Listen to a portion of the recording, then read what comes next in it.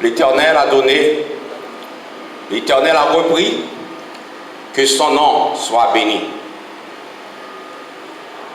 La mort, ce n'est pas un bagage facile à accepter.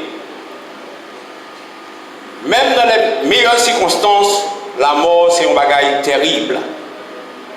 Il y a des saisons dans la nature, mais la mort peut arriver n'importe quand, n'importe qui, n'importe où, pardon, et pour n'importe qui monde. Donc, nous ne pouvons pas vraiment connaître qui ça nous joue, capoter. Nous, ici, je dis là, avec tristesse dans le cœur, nous, et des questions dans nos pensées. Il y a un pile de bagages inexplicables dans ce monde, dans la vie, et nous seulement capables de quitter dans les mains de Dieu, lui-même qui connaît tout bagaille. La Bible enseigne deux types de tristesse. Le nous lit dans 1 Thessaloniciens 4, verset 13, la Bible dit, nous ne voulons pas, frères, que vous soyez dans l'ignorance au sujet de ceux qui sont décédés, afin que vous ne vous affligez point comme les autres qui n'ont point d'espérance. Quelqu'un d'entre nous, là, aujourd'hui, nous avons tristesse sans espoir après la tombe, alors que d'autres ont la tristesse qu'un ami est parti pour un voyage très long et à l'avenir, nous va joindre sans missa encore. Les chrétiens qui meurent et les croyants qui restent vont un jour rencontrer encore et il y aura une réunion joyeuse. Le prédicateur Fréjuste te connaît le Seigneur et il te prend des décisions au pied de la croix des décennies antérieures en acceptant Jésus comme son sauveur personnel. Pour réconforter au matin et pour soulager la douleur perdre ça, moi je vais faire deux déclarations matin. D'abord, Boni Fréjuste n'est pas mort. Les enfants de Dieu ne meurent point. Jésus lui-même lui dit en Jean chapitre 11, verset 26, quiconque vit et croit en moi ne mourra jamais. Alors, le prédicateur Fréjuste n'est pas mort.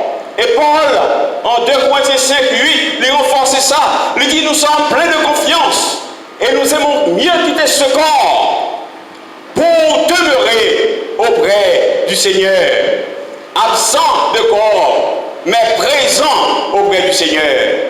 C'est pourquoi nous disons, Boni n'est pas mort. Il a simplement changé de résidence. Il a laissé ce monde pour la cité de Dieu. Nous l'a seulement pour être capable de commémorer mémoire, pour être capable ensuite aller déposer Corly dans la tombe. Boni n'est pas ici. Ce corps dans le cercueil n'est que l'enveloppe dans laquelle il résidait. Partie importante, non, est allé vers le Seigneur d'après la parole de Dieu. C'est que comme nous nous recevons une lettre. Nous recevons une lettre, qui ça nous fait? Nous déchirer l'enveloppe là. Nous mettons l'enveloppe là de côté parce que pas l'enveloppe là qui est important. Mais c'est lettre là. Nous prenons lettre là et puis nous lisons. Parce que l'enveloppe, c'est lui-même qui quimbe. Lettre là. Dans la dénomination que les armées du salut et dans l'église du Nazaréen que plus ou moins habitué avec eux, là où on mourit, il ne pas mettre dans l'église là, dans l'archive de l'église là, il ne pas mettre dans la liste des décès. Non, il ne pas faire ça. Mais dans la liste des promotions. Comme ça, l'homme pasteur mourit, l'homme prédicateur mourit, l'homme chrétien mourit, il dit promu dans la gloire. Alors, dans l'église du Nazaréen et dans la main du salut, il a dit le prédicateur Boni Fréjuste est promu dans la gloire parce qu'il a achevé ses cours sur cette terre. Il a achevé son travail. Maintenant, il est au repos auprès du Seigneur. Même maintenant, Boni se trouve parmi les patriarches de la Bible. Il n'est pas mort. Il se repose tout simplement dans le Seigneur. Ne sais pas comme tu as dit, et ça va un petit genre étonnant. Mais si vous bien comprendre les gloires du ciel, alors il est normal de dire, avec seulement deux exceptions, que le prédicateur Fréjuste, pas après, mais retourner dans le monde ça. Non, pour il pas sa maladie dans les 6 fois, pour la cale passer, si vous t'avez offert le matin pour possibilité pour t'apprendre ici, je suis certain qu'il t'a refusé de tourner dans ce monde de péché, de douleur, d'épreuve, de tristesse. Peut-être pour apaiser votre peine, il est capable, d'accord, tourner s'il est possible. Peut-être également pour encourager une famille là, une famille qui n'est pas chrétien, que travaille la vie à Dieu. Je pense que Bonnie a déjà vu les anges pour la première fois. Il a déjà entendu les chorales angéliques. Il a déjà vu ce qu'aucun homme vivant n'a vu. Il a marché dans les rues d'or, pavé d'or, parler avec les gens de la Bible. Mais surtout, il a rencontré avec le Seigneur Jésus. Il y a un monsieur Edouard Guest, il perdit une petite fille que il a gagnée. Il dit, dans le poème que il a écrit à la mémoire de sa fille, si les morts pouvaient écrire ce qu'ils expérimentent dans la gloire, il y a même qui déjà parti pour demeurer parmi les esprits glorieux, dans leur confort agréable. Alors j'imagine que ma fille Marjorie me dirait, papa, j'ai touché la robe de Jésus, comme on l'avait fait en Galilée. Et M. Edouard dit, moi content, bien que dans la solitude, m'a souffri, moi content pour me tendre, parce que je connais que petite fille non, a passé moment-là en compagnie de son Créateur. Que nous dirait Bonnie Fréjuste?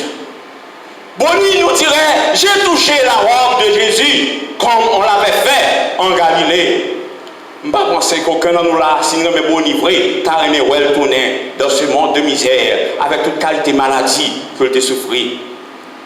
Mais pour l'autre question, nous avons posé tête nous, pour qui ça arrive, pour qui ça monde doit mourir, il y a une illusion que les hommes se fait tête de nos jours. Là où nous mourir, et qu'il y a plusieurs, ça même les prédicateurs les mieux intentionnés, ils ont dit que nous allons venir chanter entièrement, mais nous célébrer la vie. Dans le moment ça que nous parlons là, pas la vie, ça qu'a fait là, pas la vie la donne, son corps mortel qui a retourné dans la poussière comme la Bible avait dit. Nous allons faire une illusion. Ce moment est doit être un moment de tristesse parce que le moment ça a déterminé qui direction à prendre pour l'éternité. Il est déterminé qui vous doit faire car tous les hommes vivront éternellement. Qu'on croit ou non, tout le monde vit éternellement. Cependant, il y a la partie bienheureuse de l'éternité et la partie malheureuse de l'éternité. Ça a déterminé. Et tout le monde doit réfléchir dans le moment ça. L'orlonger nous sait que les yeux à fermer, le corps à tomber. Qui comptait ma pied pour l'éternité? Il faut se rappeler que l'éternité signifie sans fin. Éternité signifie sans fin. Quel temps, quel moment qui a passé, c'est sans fin. Pour qui ça, bien aimé, nous mourir, nous ne connaissons pas. Mais nous sommes capables de faire pour Dieu confiance, lui-même qui connaît toute bagaille. Pour qui ça, madame le prédicateur, madame le pasteur qui a dit jouer l'église, qui a sauvé des âmes pour Dieu, lui mourir sous table d'opération. Nous ne connaissons pas de réponse pour ça. Il y a un pasteur qui a passé pendant qu'il a fait service à l'église, son pasteur très connu pour l'église et Californie, il a travaillé à l'église, et puis le petit garçon de 26 ans, quand il a caillé dans la chambre, il prend tête, il mourit, pendant que le pasteur a prêché. Pour qui ça fait? Nous ne connaissons pas. Mais Paul dit en 1 Corinthiens 13, verset 12, aujourd'hui nous voyons au moyen de miroir d'une manière obscure, mais alors nous verrons face à face. Aujourd'hui, je connais en partie, mais alors je connaîtrai comme j'ai été connu. Cependant, frères et sœurs, si vous oubliez n'importe samedi la matin, il y a trois bagages que vous voulez songer dans le message ça. Premièrement, la mort n'est pas une fin en soi. La mort, avec la mort, tout n'est pas fini. Comme Paul dit en 1 Thessaloniciens chapitre 4, verset 16, car le Seigneur lui-même a un signal donné à la voix de l'archange et au son de la trompette de Dieu descendra du ciel. Écoutez bien, et les morts en Christ ressusciteront premièrement. Mais côté espérance nouée, la mort n'est pas une fin en soi. Deuxièmement, la mort n'est pas une perte, c'est un gain. Paul dit dans Philippiens chapitre 1, verset 21, car Christ est ma vie et la mort m'est un gain.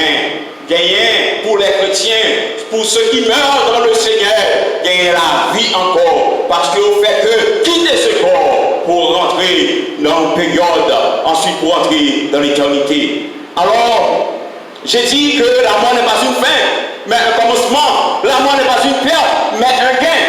Et enfin, la mort n'est pas une défaite, mais une victoire.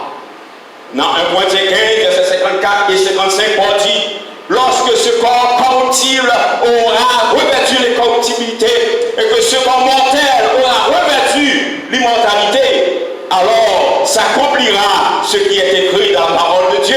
Ô mort, où est ta victoire? Ô mort, où est ton aiguillon? Où est ta victoire, la mort? Où est ton aiguillon? Le la mort frappé, il semblait contre la victoire sur nous-mêmes. Le la mort frappé, semblait pour nous aiguille, nous. La Bible dit, le moment ça va arriver, nous capables de poser des choses à la mort. Où est ta victoire? Et où est ton aiguillon? Cependant, seuls les chrétiens, seuls ceux qui croient en Christ peuvent avoir de telles espérances, l'espérance de la résurrection. Si vous êtes chrétien maintenant, m'a encouragé pour capable continuer à persévérer, à garder l'espoir en Christ, qu'au son de la trompette, qu'au vivant ou bien qu'au mourir, le trompette a sonné, souris de mourir, ou va transformer pour être enlevé avec le Seigneur, trouver le Seigneur et survivant. Disons, si on mourit déjà, on va ressusciter physiquement dans le corps qui va souffrir encore. Mais si on est encore vivant, on va transformer et enlever avec les morts en Christ à la rencontre du Seigneur dans les airs. C'est pour un corps glorieux qui ne peut pas connaître maladie encore, qui ne peut pas connaître souffrance encore, qui ne peut pas expérimenter vieillissement encore. Mais si on va être Christ, maintenant, on va pas oser gagner une telle espérance. On va pas oser gagner une telle espoir si on va être Christ. Parfois, nous les chrétiens, nous semblons nous gens arrogants. Nous les chrétiens, semblons nous penser nous jusqu'à voilà. Mais c'est pas foi de nous. C'est la foi nous dans la parole de Dieu. C'est la foi nous en Christ qui fait nous connaître qu'après la mort, va y avoir la vie encore. Car la Bible dit, Christ, Jésus est le chemin, la vérité et la vie. Nul ne vient au Père que par lui. Aussi, ma vidéo, si vous faites la paix avec Christ matin comme sauveur personnel, si vous pouvez rencontrer le Seigneur, si vous pouvez un jour te soumettre en bas la Seigneurie de Christ comme Seigneur sauveur, la vidéo fait ça matin. Nous invitons ou remettre Jésus-Christ la vie, ou à joindre des frères, des sœurs qui sont disponibles pour prier ensemble avec vous-même. C'est raison d'être entièrement, car pour mourir, ou mettre la chaîne, ou mettre coupelle, ou mettre coulée, ça va faire, il va sentir rien, c'est encore là, tout déjà.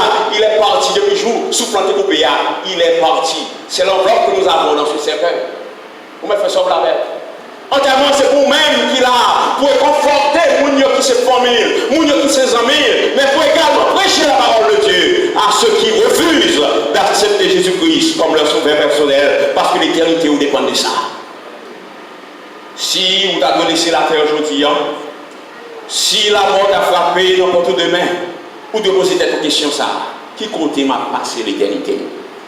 La réponse est personnelle, mais il y a deux directions, comme je l'ai déjà dit, dans l'éternité.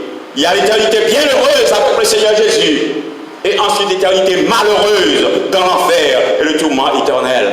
Alors faites le bon choix aujourd'hui, et vous serez en mesure d'espérer comme nous, et un jour revoir notre frère Bonnie, et surtout revoir, voir le Seigneur Jésus, et être avec lui pour l'éternité. Que Dieu vous bénisse. Amen.